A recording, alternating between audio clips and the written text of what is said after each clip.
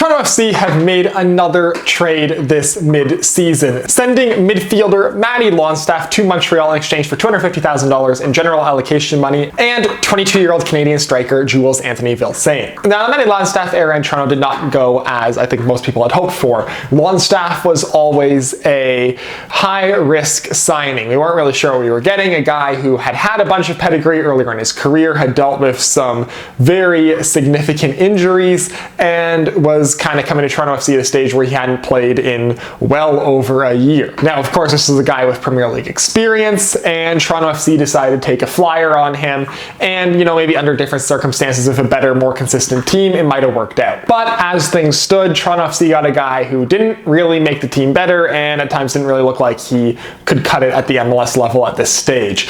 And so we ship him off to Montreal in a move where I'm not really sure what Montreal is doing here, for a 22-year-old striker Jules-Anthony Vilsaint, which we'll get into later, and $250,000 of general allocation money, adding to the massive pool of GAM that Jason Hernandez has been building up over the past month with his shipping out of international roster spots and other players. Now, this seems very much like two teams trading failed project players to each other. Matty Longstaff did not work out at Toronto FC. Jules-Anthony Vilsaint, not really the best player at Montreal. Through 39 MLS appearances and 15 starts over the last 3 seasons in Montreal, Vilsaint has scored just 3 goals. Now, he is a 6'4" striker, so the kind of guy who physically just needs to get into the box, get service, and can probably get his head to most things. However, he has not done well and has been struggling in the CF Montreal system, where Prince Owusu has thrived. So don't think that this guy is going to come in and be the answer to Toronto FC's striker problems. If the numbers show anything, he's worse than DeAndre Kerr. This is a guy who, at 22 years old, now moving to Toronto FC, this is really his last real chance to cut it at the MLS level,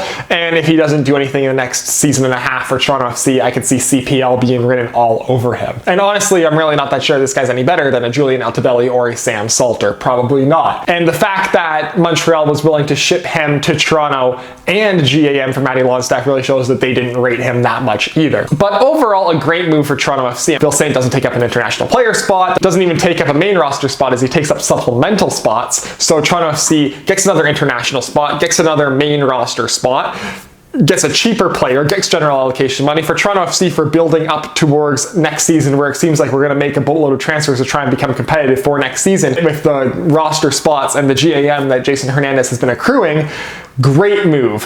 For Montreal, not really sure what they're doing. I mean, they're not in win now, get better now mode, so really confused as to why they would take up an international roster spot and ship out GAM in their current standings to get Longstaff. But that organization is having a bunch of other problems right now where the Longstaff thing doesn't even scratch the surface. So overall, a move for Toronto FC that is not hugely significant at the current time, and really isn't hugely significant at all, but is another piece to the puzzle that Jason Hernandez is slowly assembling. I mean, Mihailovic is in, we're accruing general allocation money. Things seem to be setting up for a situation where Toronto FC is going to try and be competitive next season, and I am getting very excited for it, and I'm very curious to see what other moves we make. So that's it for this video. As always, if you'd like to hit like if you're seeing more of my stuff, hit subscribe, follow me on Twitter, link is down below in the description, and I will see you next time.